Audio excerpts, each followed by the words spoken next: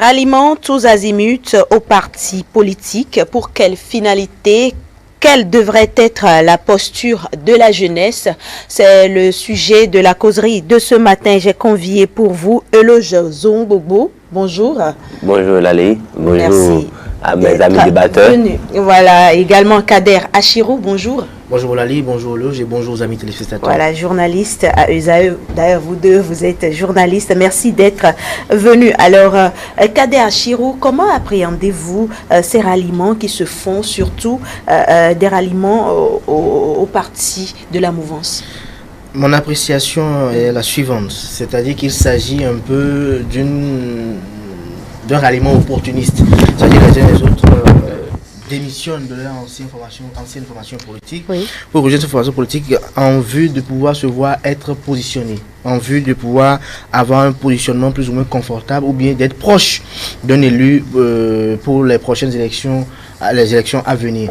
Et donc que cela n'étonne pas. On avait vu depuis toujours qu'à l'approche d'échéances électorales, il y a toujours des démissions qui se font enregistrer de part et d'autre, toujours pour aller se repositionner ailleurs. Alors, pour ce qui est de la place que la jeunesse doit, ou bien je dirais la posture que doit adopter la jeunesse actuellement, c'est qu'elle se démarque de ces clivages, de ces mauvaises manies qui ont longtemps gangréné un peu la classe politique, qu'elle prouve qu'elle est responsable et que elle peut faire preuve de militantisme et que le militant, c'est celui qui attend son tour, c'est celui qui au sein d'une formation politique arrive quand même à être en phase avec les décisions démocratiques de la formation politique. On reviendra tout à l'heure sur la posture de la jeunesse. Eloge Zongbobo, votre appréciation par rapport à tout ça, est-ce que c'est vraiment des ralliements opportuns? C'est opportun. Peut-être que c'est opportun de le faire en ce sens que les élections municipales sont en vue. Et une élection municipale est une élection par principe de proximité.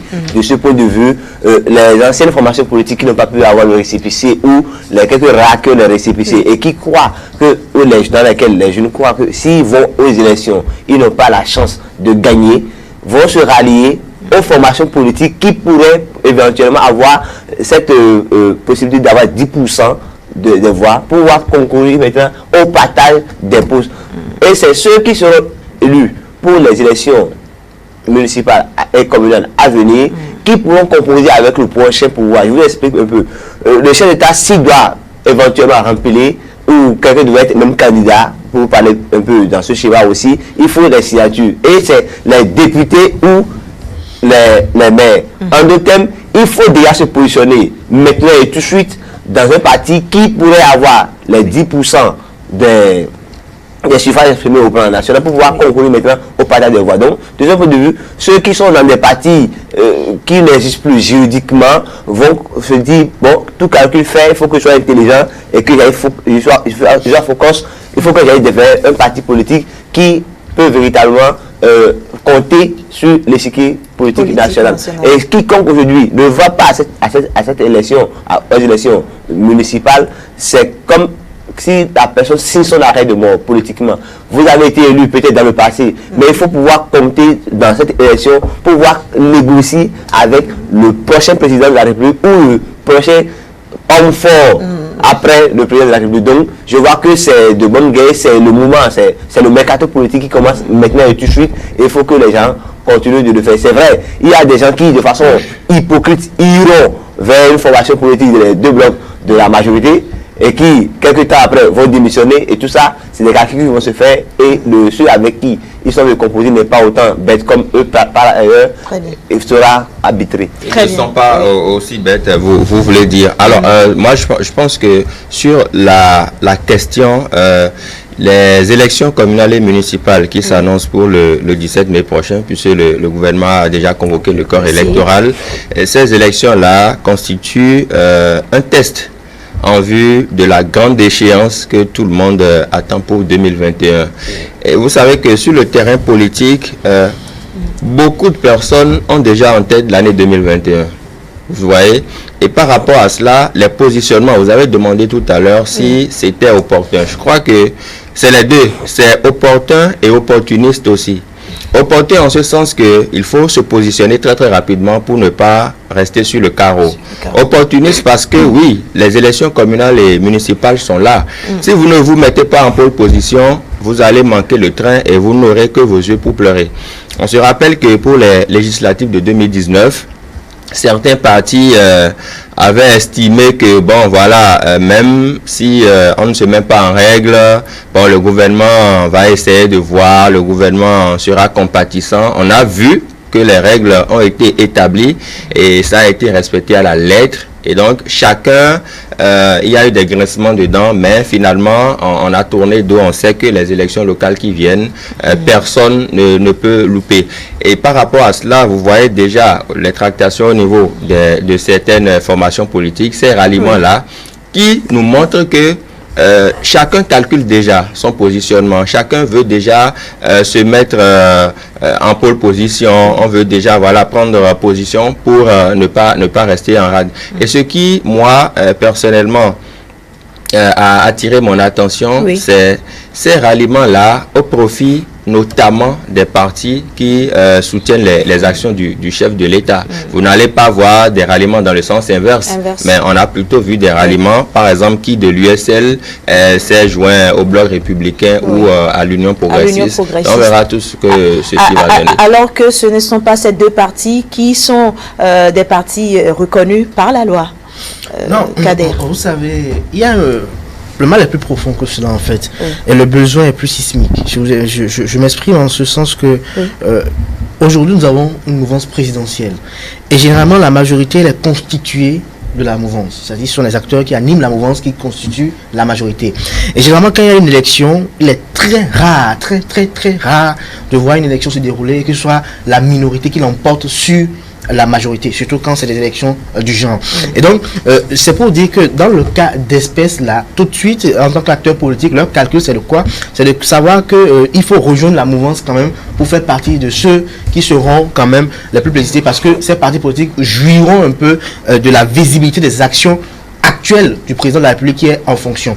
Et donc, ils accourent vers la mouvance en vue de pouvoir dire, nous voulons, population, nous venons avec vous, non pas pour que nous soyons en désaccord avec l'État central, mais non, nous voulons accompagner, être dans la continuité des actions de l'État central. Et donc, c'est pour cela que nous venons là. Vous n'avez pas savoir que pendant longtemps, je prends par exemple les populations de Porte-Novo, on dit que c'est l'opposition qui a mené le PRD, je dirais pendant longtemps, l'opposition qui a animé le PRD, qui a fait que cette ville n'a pas reçu certains projets gouvernementaux. C'est une explication des populations. Je ne sais pas si elle est bien fondée, mais c'est comme ça elles réfléchissent. Et donc les populations vont se dire, si nous mettons à la tête de notre conseil communal, ou bien si nous élisons des conseillers communaux qui sont de l'opposition, on risque de nous voir laisser sur le carreau en ce qui concerne certains projets gouvernementaux. Et donc, il est idéal, il est opportun de pouvoir choisir des dirigeants ou peut-être des conseillers communaux qui soient quand même issus pour la plupart de la mouvance présidentielle. C'est vrai que cette philosophie ne fera pas l'unanimité au sein des différentes circonscriptions électorales, mais une chose reste certaine, c'est que la plupart des populations qui sont en train de voir les différentes actions entreprises par le régime, rien qu'en 3 ans ou en 3 ans et demi, qui sont en train de voir un peu l'efficience des différentes réformes engagées par le président de la République, ils vont se dire, ah voilà quelque chose, il faut que nous puissions approuver ces deux. Et nous savons que lorsque la réforme du système partisan est arrivée, ceux qui ont accepté effectuer les vrais sacrifices pour se conformer aux exigences de cette loi, ils sont au sein de 2 formations politiques, Bloc républicain et Union progressiste. Ces 2 partis politiques, je mets au défi quiconque qui pourra me dire c'est le parti de X ou de Y, c'est le parti de ci ou de ça. Alors que de l'autre côté, nous avons des formations politiques qui ont connu des mutations, des changements. C'est comme des versions Android améliorées qui sont métamorphosées juste pour ne pas se laisser aller. Et ces acteurs politiques qui sont bien conscients de l'enjeu préfèrent se rallier. Ceux qui savent qu'un parti politique c'est du militantisme, un parti politique c'est des dons, c'est des legs, un parti politique c'est une formation au sein de laquelle on n'y adhère pas idéologie et non pas opportunisme. C'est surtout cela. Et donc je crois que les différents acteurs, et comme l'a évoqué le co-débatteur tout à l'heure, ceux qui quittent l'opposition pour le BR ou l'UP et qui ne vont pas ailleurs, c'est parce qu'ils savent que au sein de cette formation politique là, il y a beaucoup plus de démocratie que des autres côtés où quelle que soit la nouvelle version, vous savez, les habitudes de la peau dure. Et donc, les manifestations d'hégémonie continuent de se faire montre. Très bien. Eloge Zongoubo, est-ce que il y a également les réformes qui peuvent expliquer cet état de choses? Oui, je l'ai dit dans ma première prise de parole, les réformes aujourd'hui, c'est que vous ne pouvez pas aller à une élection et espérer être élu si, même si vous êtes élu dans la circonstance, si votre parti n'a pas les 10%, vous ne pouvez pas participer du moins, vous ne pouvez pas être élu, vous ne pouvez pas être siégé. De ce point de vue, à cause de cette réforme, par exemple, les gens se disent, vaut mieux entrer dans une grande formation politique qui peut me donner un ancrage national. L'ancrage national, au lieu de rester dans un micro-parti qui ne pourra pas me faire compter sur l'échiquier national. Vous savez, c'est vrai qu'il n'y a pas que le Bloc républicain et l'Union progressiste qui sont les deux grandes formations, qui sont les deux formations sur le réclamant de la majorité présidentielle, mais les autres formations n'ont pas véritablement l'assise ou l'effectif en termes de l'Union progressive et du Bloc républicain. Il y a d'autres formations qui sont encore sur le terrain, qui continuent par ailleurs de prendre l'argent, de faire travailler l'argent, au lieu de faire travailler l'intellect pour que les gens adhèrent un peu plus à leur cause. Donc, ceux qui vont vers l'Union progressive et le Bloc républicain savent que ici il y a du monde, il y a la foule. Si je me mets aujourd'hui, j'ai peut-être la chance de me faire élire. Alors que si je vais de l'autre côté, je peux avoir peut-être on peut me connaître dans mon environnement immédiat, mais malheureusement je ne peux pas peut-être siéger. De ce point de vue, tout calcul étant bien fait, il faut qu'ils se positionnent quelque part où c'est encore mieux pour eux. Mieux pour eux. Tout à l'heure, on parlait des démissions des figures de proue de l'opposition qui rallient au parti de la mouvance. Est-ce que le chef de l'État doit faire confiance en ceux-là? Ça dépend des acteurs qui démissionnent premièrement. Pour ceux qui ont démissionné, étant fait cas tout à l'heure, mon co-débatteur Stanislas plutôt, et il s'agit de révélant des noms, il s'agit de Cyriac Domingo, Zéphirine Kendian, qui sont des acteurs qui étaient dans un passé récent très proche de l'Union sociale libérale de Sébastien Djamé-Adjavan, mais qui désormais ont décidé de faire partie de la mouvance présidentielle. Il faut noter que l'un d'entre eux est maire d'une commune, et donc il voit, malgré son opposition radicale, ce que l'État central est en train de faire dans sa commune. Outre cela également, au sein de son parti politique, où il a constaté des manifestations d'hégémonie, où les grandes décisions ne sont prises que par le chef et son clan, et que les acteurs politiques eux-mêmes sont mis à l'écart, vous allez voir qu'à ce niveau donné, étant acteur politique, il faut parfois faire la part des choses. Cyriac Domingo n'est pas sur la scène politique qu'il y a hier, et donc il mesure un peu les enjeux des élections municipales et locales de 2020, les enjeux qui sont celles de pouvoir élire des maires, non seulement des maires, mais des parrains pour les prochaines élections présidentielles. Et donc si on ne veut pas disparaître sur la scène politique, il faut forcément être présent à ce rendez-vous-là. Et donc ils ont compris que pour ne pas être dans une guerre de personnes, pour ne pas accompagner un ami dans une guerre de personnes, alors il est plus judicieux, il est plus courageux, et même si cela paraît un peu pas très bienséant, il est plus courageux, responsable de reconnaître en toute honnêteté que le régime là fait quelque chose de bien, et donc on peut s'y rallier. Est-ce que le chef de l'État pourra leur faire confiance? Je crois que c'est à travers leurs actes qu'on pourra les juger. Vous savez, si du jour au lendemain, j'apprends moi aussi que Sébastien Djamé-Adjavan fait une déclaration pour dire qu'il rejoint le Bloc républicain, je n'aurai pas peur, je vais attendre de voir les actes qu'il va poser, les différentes déclarations qu'il effectuera. C'est l'analyse de ces discours-là que nous pourrons tirer, et si véritablement c'est un ralliement sincère, ou c'est un ralliement hypocrite, ou un ralliement forcé, ou un ralliement conditionné. Voilà. Qu'en serait-il alors pour les autres partis reconnus par la loi? Parce que sur le terrain, on se demande s'il n'y a que ces deux partis de la mouvance qui existent. Est-ce que c'est à eux de faire des meetings, c'est à eux de susciter des ralliements à leur niveau? Il faut que ce soit le DBN, il faut que ce soit le PRD, MOEL, les autres partis. Non, FCBE, c'est quand même pas de la majorité présidentielle. FCBE, c'est de l'opposition. Il faut que ces partis qui se réclament de la majorité présidentielle puissent commencer par travailler sérieusement pour prendre leur place dans le jeu politique actuel. Sans quoi, ils vont se réclamer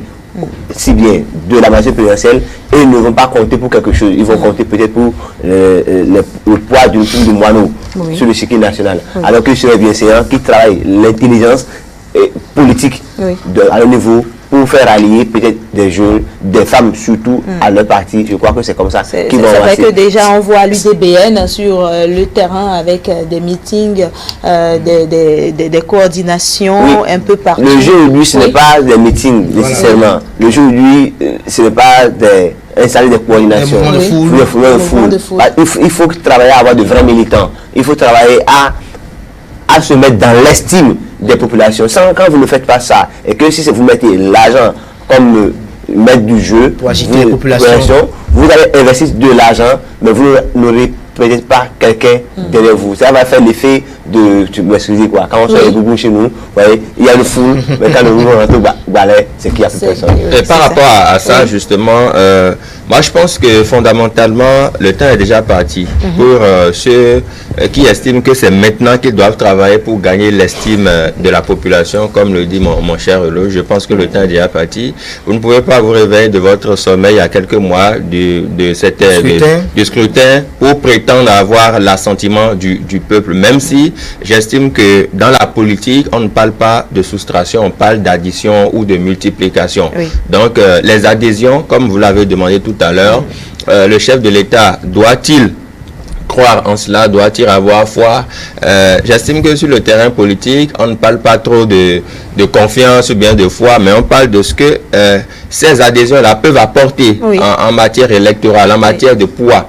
Séphirin Kendian-Houndé, nous connaissons son poids politique dans son fief notamment. Donc quelqu'un comme ça qui se rallie à l'un des partis de la mouvance présidentielle, oui, on peut dire ça y est, mais je me pose des questions sur le calendrier de cette adhésion, sur le moment de cette déclaration d'adhésion. Je me dis, est-ce que ce n'est pas trop proche de ces élections communales-là? Pourquoi a-t-il attendu si longtemps avant de rallier et de prendre finalement sa décision? C'est des questions que je me pose, mais à l'aune de son travail sur le terrain, on verra d'ici quelques semaines ce que tout ceci va donner. Très bien. Kadé Achiro, sur la question du poids que qu'auront ces autres partis dans leur fief politique. En dehors de l'Union progressiste du bloc républicain. Je tiens à vous dire que l'essence de la réforme du système partisan, c'est de faire des partis politiques forts, des partis politiques qui ont un ancrage national. Et quand je fais une analyse multispectrale du cosmogramme politique actuel, et je vois un peu les différents partis politiques qui existent, il n'y a que trois, à mon avis, qui arrivent à me convaincre de ce qu'ils ont des militants du nord au sud, de l'est à l'ouest. Il y a Bloc républicain, il y a Union progressiste et FCBE, qui, qu'on le veut ou non, demeure une machine politique. Le reste, ce sont des partis politiques qui ont un ancrage dans une circonscription électorale. Ils essayent de s'étendre à petits coups. Nous espérons que les prochaines élections municipales et locales prouveront à chacun leurs limites, permettront à d'autres de se révéler et permettront à d'autres également de se réajuster pour les prochaines séances électorales. Parce qu'il y a des choses que les acteurs politiques eux-mêmes minimisent. Ils minimisent deux choses. Premièrement, les enjeux de cette élection-là, de cette compétition électorale, mais seulement la question de 10%. Il y a cela qu'ils minimisent et ils attendent à quelques mois de ces élections-là pour faire ce que j'appelle du one-man show politique, de la séduction puérile et stérile. C'est-à-dire quoi? Comme l'a si bien dit le grand frère d'en face, il disait quoi? C'est-à-dire on attend à quelques mois, on essaie d'organiser des manifestations de foule, où on agite quelques billets pour faire drainer du monde, et dès que les personnes sont là, on veut exprimer que voilà, j'ai du monde, j'ai de la population, et on est surpris que lors du scrutin, l'expression de la foule qu'on a vue, ou bien la foule qui est là, ne s'exprime pas dans les urnes. Donc, il faut que le travail soit plus minutieux, il faut que les acteurs politiques fassent preuve de sincérité avec la jeunesse, parce que vous avez parlé de la jeunesse, il faut qu'ils fassent preuve de sincérité avec la jeunesse, parce que quand vous échangez avec beaucoup de jeunes leaders politiques, ils vous diront que les aînés n'ont jamais été sincères. Ils les utilisent. Une fois qu'ils arrivent à atteindre leur objectif, ils les ignorent, ou même ils les ignorent à tel enseigne qu'ils ne les décrochent même pas pour des civilités. Ce qui est dangereux. Il faut qu'ils fassent plus de sincérité. Il faut qu'ils soient plus honnêtes et qu'ils soient désintéressés face à certaines choses. On ne peut pas tout avoir. On ne peut pas décider de tout. Un parti politique doit être plus démocratique pour permettre à chacun de se dire c'est notre chose. Mais quand ça devient la chose d'une seule personne, vous savez, il y a des partis politiques sur ce plateau ici, quand on va parler de ces partis politiques, on dit parti politique 2. Parti politique 2. C'est ce que la réforme des sympathisants voulait bannir. Qui a pris le parti politique 2? Vous voyez un peu. Et donc, aujourd'hui, quand on parle des 3 formations dont je voulais parler, en dehors de FCBE, on dira Boniaï. FCBE, quand vous me parlez de FCBE, vous entendrez encore des noms et des noms et des noms qui, quand on vous parle de, par exemple, c'était Djemba dans son fief électoral, vous savez que c'est également un dinosaure politique qui est quelque part là. Quand vous parlez, mais dans les autres formations politiques, à part le président d'honneur ou la présidente du parti politique, qui a véritablement là. Non, je veux que ces acteurs politiques en finissent, qu'ils fabriquent eux-mêmes des leaders politiques. Parce qu'il y a ce problème-là qui tue la classe politique. Les leaders politiques, les acteurs politiques, les plus, ceux qui ont déjà vu le déroulement de la vie politique depuis 90, ne veulent pas fabriquer des leaders politiques. À la rigueur, ils fabriquent un seul. Et c'est le seul là qui est là comme un perroquet qui répète tout ce qu'on lui dit. Même avant de parler, il doit aller recevoir la. Mais aujourd'hui, ce n'est plus le cas. Aujourd'hui, ce n'est plus le cas. Au sein des 3 formations politiques que j'ai citées, j'invite les autres qui jouissent d'une exigence juridique légale à pouvoir promouvoir d'autres jeunes, à pouvoir permettre à d'autres jeunes de s'éclore pour que ces jeunes-là puissent leur assurer quand même une autonomie, une indépendance pour le parti politique, pour que ce parti politique ait beaucoup plus d'ancrage national. Mais sur cet aspect, avant peut-être de passer la parole à Eloge, je ne suis pas totalement d'accord avec la fin du développement de l'analyse de mon cher Kader. Puisque quand vous voyez l'échiquier politique national aujourd'hui, quand vous prenez les forces Cori pour un Bénin émergent, puisqu'il en a donné l'exemple, je crois que le seul leader jusque-là, c'est le président d'honneur, l'ancien président de la République. Ah non, je ne suis pas d'accord. Non, laissez-moi finir.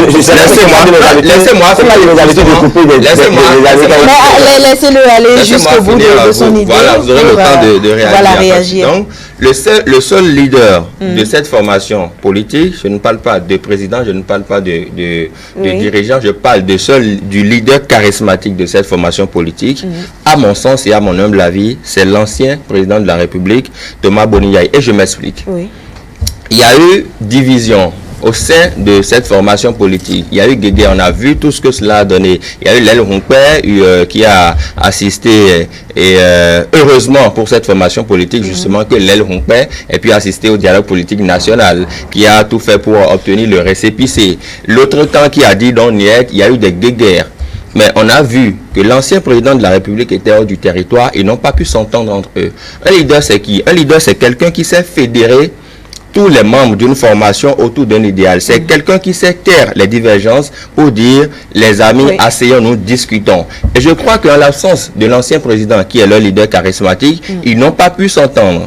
Il a fallu justement qu'ils reviennent au pays, qu'ils les associent pour que chacun, pour qu'on essaye, en tout cas, pour qu'on assiste à une accalmie, ne fût-ce qu'apparente, justement, pour le moment, au sein de cette formation politique. Et je dis, quand il est toujours dans ce rôle-là, et que même si vous évoquez Djemba ou un autre qui soit dans cette formation politique et qui ne puisse pas prendre les choses en main en l'absence de l'ancien président, j'estime qu'il demeure toujours le leader charismatique de cette formation. C'est vrai que le débat n'est pas autour du parti. Leader politique et leader charismatique. Même au sein du BR, il y a le leader charismatique. Au sein du pays, il y a le leader charismatique. Et partout, il y a le leader charismatique. Mais je parle du leader charismatique. Non, moi, je parle du leader politique. C'est de ça je parle. Très bien, voilà, et qui est clair concernant la question de la jeunesse. Le Bobo, quelle posture doit avoir la jeunesse en cette période préélectorale? Oui, merci beaucoup. Si vous permettez, j'ai reçu deux ans que je n'avais pas pu discuter avec vous. C'est par rapport à ce que les deux confrères ont dit tout à l'heure, par rapport au leader, comme l'a dit Kader, dans tout parti politique, il y a un leader charismatique. C'est vrai qu'il n'est pas tout le mot charismatique, c'est parce que le sort a voulu qu'à un moment donné, cette personne joue un rôle essentiel sur l'échiquier politique nationale. Si Boniaï n'avait jamais été président de la République, il n'aurait pas été le leader charismatique du FCBE. Il était là quand les autres n'avaient pas pu. C'est vrai que le débat n'est pas là. On ne va pas revenir là-dessus. On ne va pas revenir là-dessus. Le débat, c'est pas de savoir qui est le leader charismatique. Quand vous parlez de Domingo et des autres qui ont démissionné, c'est vrai, c'est compris. Les partis politiques comme l'US, ça n'existe plus. L'US n'existe plus comme parti politique parce qu'ils ne sont pas officiellement. Certainement, on reviendra là-dessus, s'il vous plaît. Oui, mais j'ai fini avec les autres. Voilà. Ceux qui sont en train de démissionner actuellement, c'est normal comme il a dit, et puis mes amis l'ont reconnu avec moi, c'est normal qu'ils démissionnent. Vous voyez qu'un monsieur comme Domingo, 2 fois député, 2 fois maire, monsieur n'a qu'une carrière politique. Si vous lui dites aujourd'hui qu'il ne pas se rallier à un bloc de pouvoir en place pour se faire encore élire, je sais pas. Mais c'est que peut-être il a signé son arrêt de mort politiquement, alors que dans sa zone, il compte pour quelque chose politiquement. Donc, il ne peut pas rester, je sais pas, dans PER, le PER, le parti PER, peut-être pour se faire élire. Donc, il faut qu'il aille quelque part où c'est utile pour lui. Donc, il a fait son calcul, son management politique, ça lui a marché. Maintenant, il revient au monsieur du bloc dans lequel il est parti, de voir si véritablement, si on le met dans cette zone-là, il puisse être capable de quelque chose dans la négociation politique. Il faut qu'il puisse s'affirmer, s'afficher et montrer de quoi il est capable pour que les gens puissent se positionner. Sans quoi, il a beau faire son virage 360 degrés Celsius, degrés rapidement pour aller de l'autre côté, on peut toujours les jeter. Maintenant, par rapport à la jeunesse. Très justement et très sincèrement, il faut dire que c'est le moment de la jeunesse, sauf si nous ne comprenons pas nous-mêmes notre enjeu. Le chef d'État, dans son discours, parlait déjà de la jeunesse par rapport, en tout cas, dans tous les blocs, dans tous les blocs, quand le leader parle, il montre clairement quel est le rôle de la jeunesse. Nous sommes majoritaires dans ces partis politiques. C'est vrai que moi, je ne suis pas encore politique, je suis journaliste pour le moment. Donc, il faut que les jeunes puissent véritablement se dire, c'est notre moment. Les anciens ne veulent pas partir, mais il faut qu'on compose avec eux. Ce n'est pas une guerre de génération. On ne va pas dire, ceux qui ont connu la politique depuis 1960 ou bien depuis 90, foutez-nous la paix, nous les jeunes, la génération 80, c'est nous qui allons venir. Non. Quand on fait ça, nous allons faire échec et mat. Il faut pouvoir composer avec eux.